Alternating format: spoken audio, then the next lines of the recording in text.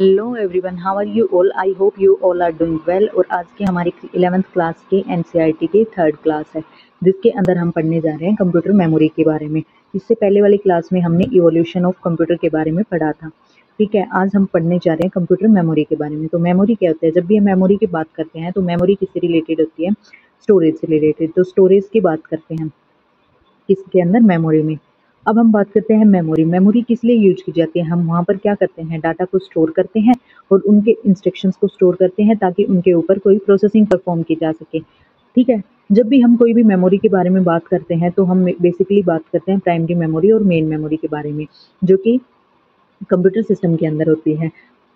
और एक one another memory होती है सेकेंडरी मेमोरी, जिसको हम परमानेंट स्टोरेज के नाम से भी जानते हैं। ओके, तो अब क्या होता है, हमने मेमोरी के बारे में पढ़ रहे हैं। तो यूनिट्स ऑफ मेमोरी क्या होंगी कि मेमोरी को कैसे मेजर किया जा सकता है, कौन कौन सी यूनिट होती है मेमोरी को मेजर करने के लिए। ठीक है, तो इसके लिए सबसे पहले आता है यूनिट्स ऑफ मेमोरी। इसमें क्या होता है? बाइनरी यूनिट, बाइनरी नंबर होते हैं, बाइनरी नंबर। तो बाइनरी नंबर कौन कौन से होते हैं? ओनली 0 और 1 होता है। तो जीरो कंप्यूटर सिस्टम किसको अंडरस्टैंड करता है? ओनली बाइनरी नंबर को अंडरस्टैंड करता है, और इन्हीं के चंक से बनकर हमारी लार्ज अमाउंट ऑफ मेमोरी बनती है। तो ओनली 0 और 1 का यूज करके हम एक लार्ज अमाउंट ऑफ मेमोरी बनाते हैं। तो सबसे पहले हम 0 और 1 की अगर बात करें तो 0 और 1 क्या होती है हमारी? इसको हम क्या यूनिट बोलते हैं? बिट बोलते हैं। 0 और 1 हमारी क्या होती हैं? बिट्स होती हैं। इसके बाद अगर हम बात करते हैं इसके बाद अगर हम बात करते हैं कंप्यूटर मेमोरी के अंदर 0 और 1 इक्वल टू बिट। ओके, और जब हम 4 बिट्स को कंबाइन करते हैं तो वो क्या कहलाता है? हमारा निबल। ठीक है, जब हम 8 बिट को कंबाइन करते हैं तो वो हमारी क्या होती है?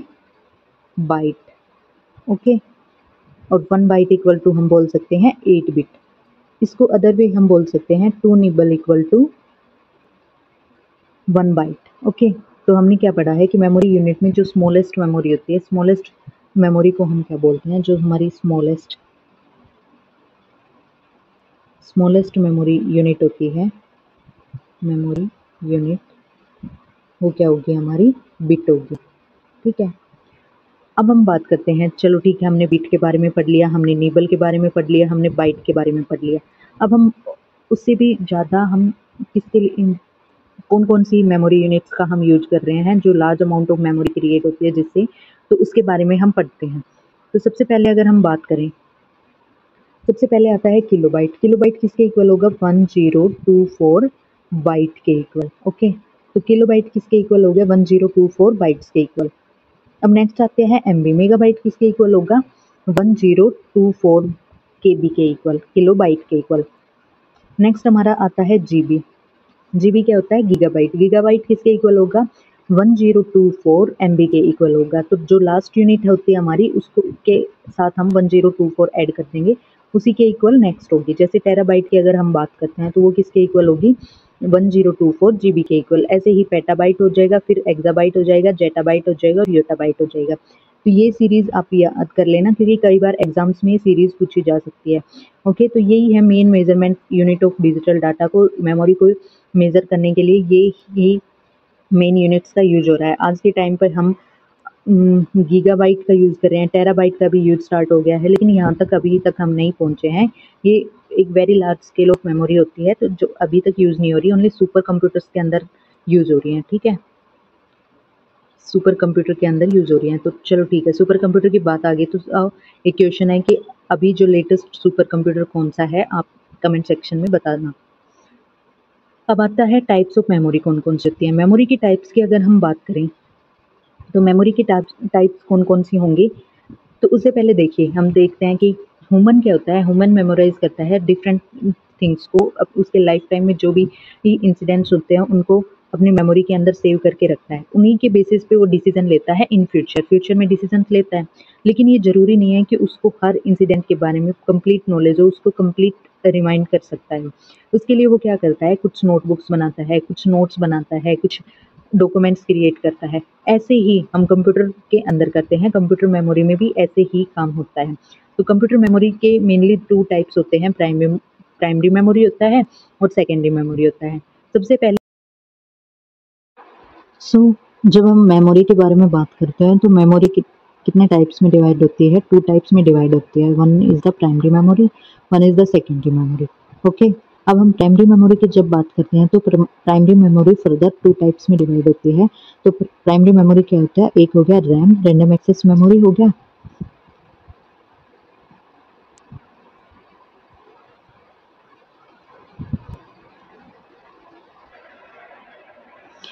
तो जब हम मेमोरी के बारे में बात करते हैं तो मेमोरी के 2 टाइप्स होते हैं। मेमोरी 2 टाइप्स में डिवाइड होती है, प्राइमरी मेमोरी और सेकेंडरी मेमोरी। ठीक है, प्राइमरी मेमोरी फर्दर 2 टाइप्स में डिवाइड होती है, रैम एंड रोम। और ऐसे ही सेकेंडरी मेमोरी मल्टीपल टाइप्स में डिवाइड होती है, जिसके अंदर हार्ड डिस्क आता है, सॉलिड स्टेट ड्राइव होती हैं, पेन ड्राइव्स आती हैं, टेप ड्राइव्स आती हैं, जैसे मैग्नेटिक टेप हो गया, ये सभी ड्राइव्स होती हैं सेकेंडरी स्टोरेज के अंदर। ओके, तो अब हम सबसे पहले क्या पढ़ेंगे? रैम के बारे में पढ़ेंगे। तो रैम क्या होती है? Random access memory.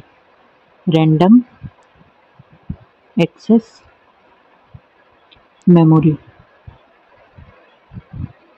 जब हम रैम के बारे में पढ़ते हैं, रैम क्या होती है? रैम होती है volatile in nature. Volatile in nature. Volatile in nature का मतलब क्या होता है कि जो डाटा प्रोसेसिंग के टाइम पे हम प्रोसेसिंग कर रहे हैं, उस टाइम पे डाटा जो यूज हो रहा है, जब पावर ऑन है उस टाइम पे प्रोसेसिंग हो रही है और डाटा को हम यूज कर रहे हैं। जैसे ही पावर ऑफ हो जाएगी, क्या हो जाएगी? Power of. पावर ऑफ होते ही डाटा वहाँ से क्या हो जाएगा? इरेज हो जाएगा, वहाँ से वाइप आउट हो जाएगा।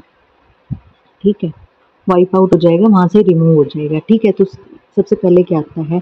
हम जब रैम के बारे में बात करते हैं ना, तो रैम में क्या होता है? सबसे पहले पॉइंट हो गया वोलेटाइल इन नेचर हो गया। ठीक है, और ये क्या करता है? टेम्परेरी स्टोरेज करता है। टेम्परेरी स्टोरेज होती है इसके अंदर। ओके, बिकॉज जब हम जैसे ही पावर ऑफ हुई, डाटा इरेज हो जाता है ना, डाटा इरेज होता है तो वो क्या होगी? टेम्परेरी स्टोरेज हो जाती है। उसके बाद क्या होता है? स्पीड, फास्ट एग्जीक्यूशन करता है। रैम क्या होती है? फास्ट एग्जीक्यूशन करता है। और फास्ट एग्जीक्यूशन कैसे करता है? जैसे हमने पिछली क्लास के अंदर पढ़ा था, क्या पढ़ा था हमने? अभी पीछे क्या पढ़ा था हमने कि सीपीयू है, किसके साथ डायरेक्ट इंटरेक्ट करता है? मेन मेमोरी के साथ डायरेक्ट इंटरेक्ट करता है। तो मेन मेमोरी के 2 टाइप्स थे हमारे, रैम और रोम। तो ऐसे ही हम बोल सकते हैं कि रैम क्या होती है? फास्ट होती है कंपेयर टू सेकेंडरी स्टोरेज की कंपेयर में रैम हमारी और मेन मेमोरी हमारी फास्ट होती है। अब रैम काम क्या करती है? जैसे हमने कोई भी सॉफ्टवेयर हमने डाउनलोड किया, जब हम उसको ओपन करते हैं, ओपन करते टाइम क्या होता है? वो लोड होता है। किसके अंदर होता है? वो लोड होगा, किसके अंदर होगा? लोड रैम के अंदर होगा, और उसके बाद उसमें प्रोसेसिंग होती है। ठीक है, तो यही मेन काम होता है रैम का। ओके, जो हम बायोस, जो बूट स्ट्रैप लोडर होता है ना, बूट स्ट्रैप लोडर के बारे में हम बात करते हैं। ये प्रोग्राम, कंप्लीट प्रोग्राम तो कहाँ पर स्टोर होता है? प्रोग्राम स्टोर होता है रोम के अंदर।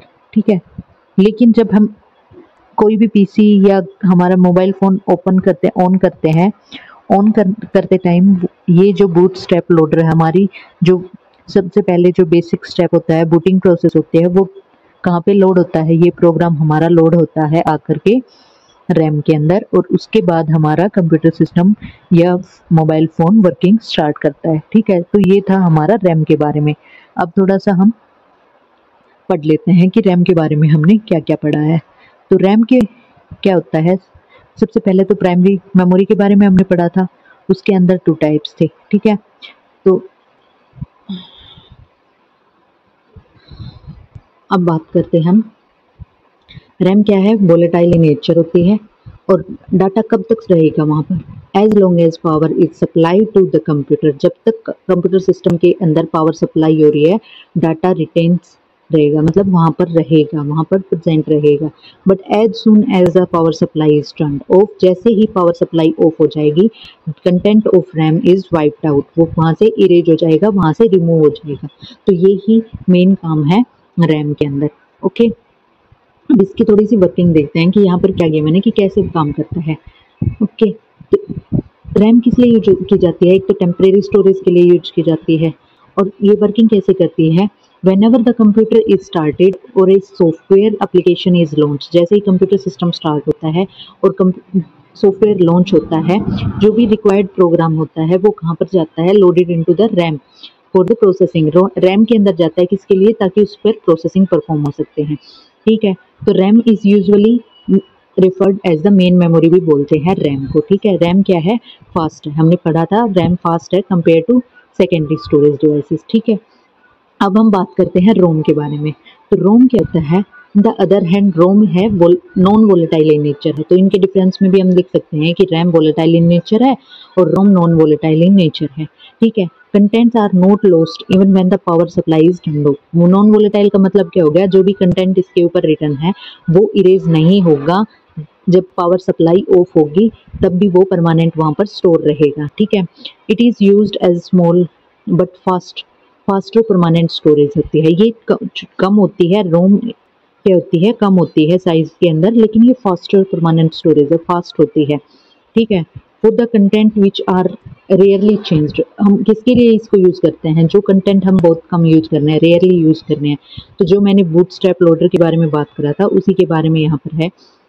किसके लिए हम यूज कर रहे हैं? स्टार्टअप प्रोग्राम्स को, जो परमानेंट स्टोरेज होती है उनके, बूट लोडर होता है वो हमारा परमानेंट स्टोर होता है किसके अंदर? रोम के अंदर लोड होता है। तो ठीक है, स्टोर होता है। Load the operating system into the RAM is stored in the ROM, ROM के अंदर स्टोर होता है। मैं पहले भी बता चुकी हूँ, इसको एक्सप्लेन किया था हमने। जो हमारा बूटस्ट्रैप लोडर, हमारा ऑपरेटिंग सिस्टम जब स्टार्ट होता है तो बूटस्ट्रैप लोडर हमारी बूटिंग प्रोसेस होती है, तो वो किसके अंदर लोड होता है? रैम के अंदर होता है, लेकिन वो स्टोर किसके अंदर होता है? रोम के अंदर होता है। ठीक है, फर्दर टाइप्स ऑफ मेमोरी की जब हम बात करते हैं तो सबसे पहले क्या आएगा? अब क्या आता है हमारा? अब हम बात करते हैं कैश मेमोरी के बारे में। तो कैश मेमोरी क्या होती है कि हम एक कंसेप्ट समझते हैं, मेमोरी के बारे में बात करते हैं तो सबसे पहले हमें ये कंप्लीट प्रोसेसिंग के बारे में पता होना चाहिए कि आखिरकार ये प्रोसेसिंग में बोलना क्या चाह रहा है। तो सीपीयू क्या होता है? सीपीयू सबसे फास्ट एग्जीक्यूशन होता है, सीपीयू की स्पीड फास्ट होती है। ठीक है, उससे कम किसकी होती है? कैश की होती है, लो होती है। और मेन मेमोरी की उससे कम होती है। और सबसे लो किसकी होती है? लो किसकी स्पीड होती है? सेकेंडरी मेमोरी के अंदर होती है। ठीक है, जब सीपीयू रिक्वेस्ट करता है किसी भी डाटा के लिए मेन मेमोरी के अंदर, तो सीपीयू की स्पीड और मेन मेमोरी की स्पीड के अंदर डिफरेंस होता है, जिसकी वजह से क्या होता है? डिले होता है। ठीक है, डाटा में क्या, एग्जीक्यूशन में क्या होता है? डिले होता है, तो टाइम वेस्ट होता है। टाइम क्या होता है? वेस्ट होता है। इसी के लिए हमने क्या किया है? एक ऐसी स्टोरेज डिवाइस का हमने यूज़ किया, एक ऐसी स्टोरेज डिवाइस का यूज़ किया in between CPU and main memory, ताकि जो भी एसेंशियल डाटा है वो सीपीयू कहाँ से फैच कर से? मेन मेमोरी से फैच करके कैश मेमोरी के अंदर स्टोर हो जाता है। इन फ्यूचर सीपीयू को सेम डाटा की रिक्वेस्ट होगी तो वो डायरेक्ट कैश मेमोरी से कलेक्ट कर सकता है, और कैश मेमोरी की speed compare to main memory fast होती है। तो इसीलिए किसका यूज कर रहे हैं हम? कैश मेमोरी का यूज कर रहे हैं। अब हम देखते हैं कि इस लेक्चर में गिवन क्या है एंड कैश मेमोरी के बारे में। तो सबसे पहले आता है कि कैश मेमोरी क्या होती है। एक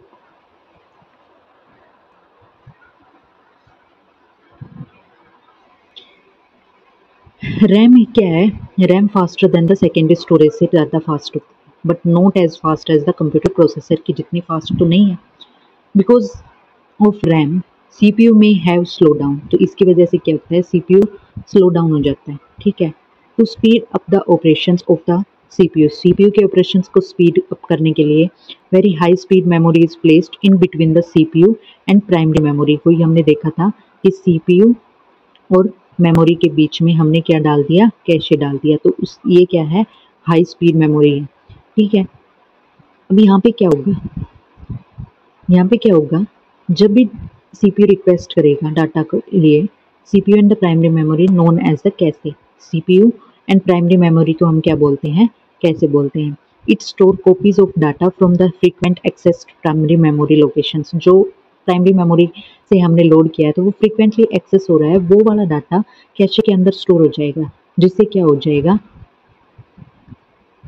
जिससे क्या होगा, average time required to access data from primary memory reduce हो जाएगा। क्या रिड्यूस हो जाएगा, जो टाइम था ना, जो हम सीपीयू जो मेन मेमोरी से एक्सेस कर रहा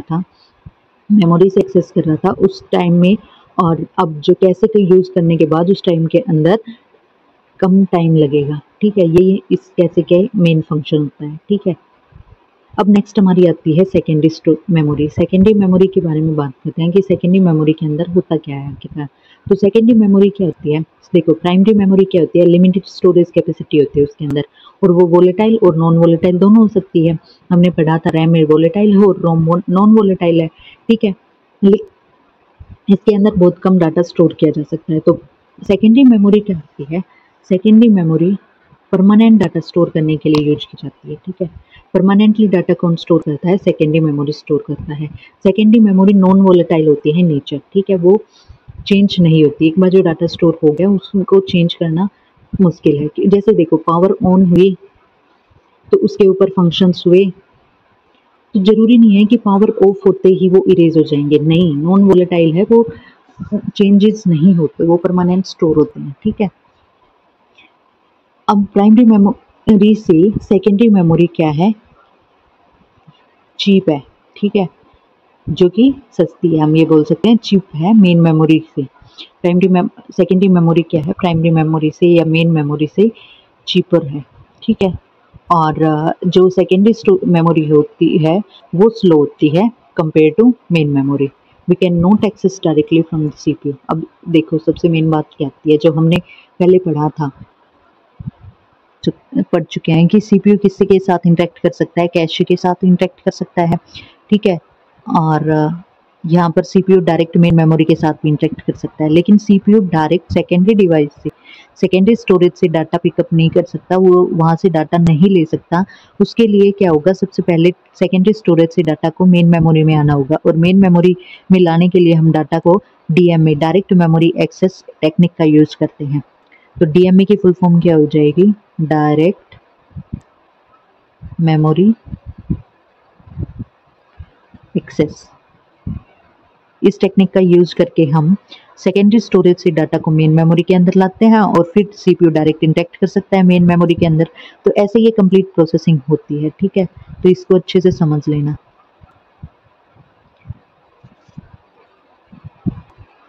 तो ये ही कंप्लीट डिटेल दी गई है यहाँ पर भी मेन मेमोरी के बारे में और सेकेंडरी मेमोरी के बारे में। यहाँ पर सम एग्जांपल्स गिवन हैं कि सेकेंडरी स्टोरेज के एग्जांपल्स कौन कौन से हो गए, जैसे हार्ड डिस्क ड्राइव हो गया, और आज के टाइम पे हम यूज़ कर रहे हैं सॉलिड स्टेट ड्राइव। ये मच फास्टर देन है हार्ड डिस्क से ज़्यादा फास्ट है सॉलिड स्टेट ड्राइव। तो आज के कंप्यूटर्स में एसएसडी कार्ड्स ज़्यादा आने लगे, तो एसएसडी का यूज हम करने लगे आज के कंप्यूटर सिस्टम के अंदर। अदर पेन ड्राइव्स होती हैं तो हम उसका यूज करते हैं किसके अंदर, मेमोरी के अंदर। ओके, तो ये था टाइप्स ऑफ मेमोरी के बारे में। यहाँ पर क्वेश्चन गिवन है, suppose there is computer with RAM but no secondary storage, can we install a software on that computer. तो आप समझे इस क्वेश्चन को और कमेंट सेक्शन में बताना कि ये ऐसा पॉसिबल है या नहीं। ओके, अब नेक्स्ट आता है data capturing, storage and retrieval. Data को कैसे कैप्चर करते हैं, उसको कैसे स्टोर किया जाता है और कैसे उसको रिट्रीव करता है। ठीक है, जब भी कोई भी हमें फंक्शन परफॉर्म करना होता है, कोई भी ऑपरेशन परफॉर्म करना होता है, तो उस सबसे पहले हम डाटा को कैप्चर करेंगे ना, डाटा को एक्सेप्ट करेंगे, डाटा को कैप्चर करेंगे कि कौन से डाटा को के ऊपर हमें फंक्शन परफॉर्म करना है। ऐसे ही उसको स्टोर भी करते हैं हम और उसको रिट्रीव भी करते हैं आफ्टर कंप्लीट एग्जीक्यूशन। ठीक है, तो यही है इसके अंदर। सबसे पहले हम देखते हैं कि डाटा कैप्चर कैसे किया जा सकता है। तो जब हम डाटा कैप्चर करने की बात करते हैं तो डाटा कैप्चर में क्या होता है, गैदरिंग द डाटा, और डाटा को कलेक्ट करना होता है from different source in digital form. Digital form में डाटा को कैप्चर करना होता है, और इसके जैसे डाटा में भी captured using the keyboard, barcode readers. तो ये एग्जांपल्स गिवन है कि हम डाटा को कैसे कैसे कैप्चर कर सकते हैं। तो डाटा को कैप्चर करने के लिए क्या होता है कि बारकोड रीडर का भी हम यूज कर सकते हैं। जैसे कि ये यहाँ पर गिवन है, जब भी आप शॉपिंग करने गए होंगे मॉल वगैरह में, तो वहाँ पर वो with the help of bar code reader से वो स्कैन कर लेते हैं, और वहीं से भी कंप्यूटर में जा करके डाटा और प्राइस आपके स्टोर हो जाते हैं, कौन सा आपने परचेज किया है और उसका कितना प्राइस है, उसके अकॉर्डिंग बिल जनरेट हो जाता है। तो सबसे पहले हो गया डाटा कैप्चर करना, उसके बाद आता है डाटा स्टोर करना। अब जो डाटा हमने कैप्चर किया है, जो डाटा कैप्चर किया है उसको स्टोर किया जाएगा, ठीक है। तो स्टोर करते हैं जो भी कैप्चर डाटा है उसको, फिर किसके लिए कि ताकि हम उसके ऊपर प्रोसेसिंग परफॉर्म कर सकें, ठीक है। तो यही होगा। आज के टाइम पे डाटा हर जगह डाटा यूज हो रहा है और huge amount of data use हो रहा है, तो उसको मैनेज करना थोड़ा मुश्किल होता है, लेकिन different types of storage devices का यूज करके हम उस डाटा को मैनेज कर लेते हैं, ठीक है। तो यही है डाटा स्टोरेज के अंदर क्या हो जाएगा, डाटा स्टोर कैसे होता है यही बताया गया है कि डाटा को स्टोर करना होता है, ठीक है। कैप्चर कर लिया, ठीक है, डाटा को कैप्चर कर लिया, उसको स्टोर कर दिया। अब उसको रिट्रीव करते हैं, जो कैप्चर और स्टोर डाटा है वहाँ से हम क्या करेंगे, डाटा को रिट्रीव करेंगे, डाटा को क्या करेंगे, फैच करेंगे data from the storage devices से हम उसको फैच करेंगे, ताकि हम क्या कर सकें, उसके ऊपर प्रोसेसिंग परफॉर्म करें एज पर द रिक्वायरमेंट, जो भी रिक्वायरमेंट है उसके अकॉर्डिंग ऑपरेशन परफॉर्म हो सके और उसके ऊपर प्रोसेसिंग की जा सकती है, ठीक है। यही है data store, capture and retrieval के अंदर। अब नेक्स्ट हमारा आता है data deletion and recovery. Data deletion और रिकवरी क्या होता है, तो डाटा जब हम डिलीट कर देते हैं या फिर उसको डाटा हम डिलीट कर देते हैं, डिलीट एंड रिकवरी। कभी कभी क्या होता है, हम हमसे एक्सीडेंटली हमारी कुछ फोटोज डिलीट हो जाते हैं मोबाइल सिस्टम से, ठीक है। तो हम क्या करें, फिर उसको रिकवर करते हैं या बैकअप करते हैं। बैकअप से क्या होता है, हमारा रिकवर होता है, जो हमारा डाटा डिलीट हो जाता है उसको हम with the help of backup retrieve कर लेते हैं, रिकवर कर लेते हैं, ठीक है। यहाँ पर डाटा डिलीट एंड रिकवरी के बारे में क्या बोला गया है, के बारे में बात करते हैं कि डाटा डिलीट कैसे कैसे होता है। समटाइम्स एक्सीडेंटली, जो भी यूजर होता है एक्सीडेंटली इरेज कर देता है डाटा को, और समटाइम्स पे हैकर या मालवेयर डिलीट कर देता है डाटा को इंटेंशनली। तो ये ऐसे हमारा डाटा डिलीट हो जाता है, और डाटा एक ह्यूज कंसेप्ट होता है, और ये सिक्योरिटी से रिलेटेड होता है कि हमारा डाटा सबसे पहले सिक्योर होना चाहिए, ठीक है। डिजिटली स्टोर डाटा को इरेज करते हैं, उसको डिलीट कर सकते हैं, तो वो बिट लेवल पर डिलीट होता है, तो ये टाइम कंज्यूमिंग प्रोसेस होती है। इससे हम क्या करते हैं कि जो भी एड्रेस एंट्री होती है उस डाटा से रिलेटेड उसको फ्री कर देते हैं, ठीक है, और वहाँ से वो एम्प्टी हो जाता है और स्टोरेज स्पेस हमें शो करने लग जाता है। अब क्या होता है रिकवरी के केस में, क्या होता है, जो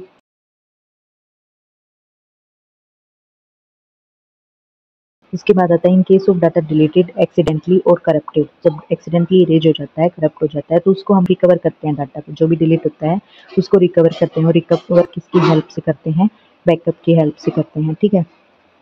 अब क्या होता है, जो मेमोरी स्पेस होता है ना, जो मेमोरी स्पेस फ्री हुआ था डिलीट होने के बाद, डाटा को डिलीट होने के बाद जो मेमोरी स्पेस फ्री हुआ था, अगर वो ओवरराइट हो जाता है तो उसको रिकवर करना थोड़ा मुश्किल हो जाता है, ठीक है। Recovery is process of retrieving deleted data occupied and lost data from the secondary storage devices. जो भी लॉस्ट हो गया है उसको रिकवर करने के लिए स्टोर जो भी रिकवरी का हम यूज करते हैं। लेकिन जो हमने डिलीट कर दिया था डाटा, डिलीट होने के बाद वो स्टोरेज स्पेस फ्री हो गया था, स्टोरेज स्पेस फ्री हो गया था, अगर वो अभी भी फ्री है, उसके ऊपर कुछ ओवरराइट नहीं हुआ है, तो हम उसको रिट्रीव कर सकते हैं, वरना हम उसको रिट्रीव नहीं कर सकते।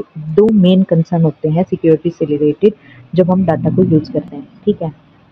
तो दो मेन कंसेप्ट क्या होते हैं जो डाटा से रिलेटेड होते हैं, तो टू सिक्योरिटी कंसर्न होते हैं डाटा से related. One is the deletion by some unauthorized person और सॉफ्टवेयर। एक क्या हो गया, किसी अनऑथोराइज्ड पर्सन के द्वारा या सॉफ्टवेयर के द्वारा हमारे डाटा को डिलीट कर दिया गया। That concern can be avoided by limiting access to the computer system. इसको हम कैसे अवॉइड कर सकते हैं, हम अपने कंप्यूटर सिस्टम के एक्सेस को लिमिट कर सकते हैं, उसको हम किसी दूसरे को एक्सेस करने से रोक सकते हैं। तो उसके लिए हम क्या करते हैं कि जैसे वायरस का यूज करके कोई हमारे डाटा को रिट्रीव कर सकता है, तो हम एंटीवायरस का यूज करेंगे, ठीक है। और जो भी हमारे मेन जो स्टोरेज प्लेसेस हैं जहाँ पर हमारा डाटा स्टोर होता है, जो हमारे डाटा यूजफुल डाटा है उस वहाँ पर हम क्या करेंगे, हमारे कंप्यूटर सिस्टम के अंदर पासवर्ड लगा देंगे, ठीक है।